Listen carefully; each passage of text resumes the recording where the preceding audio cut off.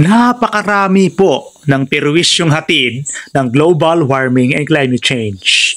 Kaya nga po, sana po ay matandaan po natin na matagal nang sinabi ni Jesus na siya ang puno ng ubas. Dahil puno po ang solusyon sa lahat ng ating mga problema at yan po, ang puno ng ubas ay matagal na pong inako ni Jesus. Pero po, hindi po pinakinggan ng mga tao. Kaya nga po, kawawa ang ating environment. Pinutol, kinaingin, ibinenta, naging illegal na po at nagwalang pakundangan na ang pagputol sa mga puno at pag-abuso sa kalikasan.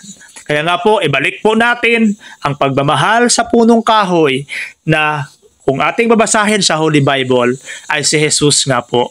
Si Jesus po ang puno ng kahoy, ang puno ng mga kahoy na siya nagpapalamig sa ating paligid. Nagpapalamig, nagbigay ng tubig, nagbigay ng hanging malinis, nagbigay ng pagkain at tirahan sa tao at sa mga iba pang mga hayop.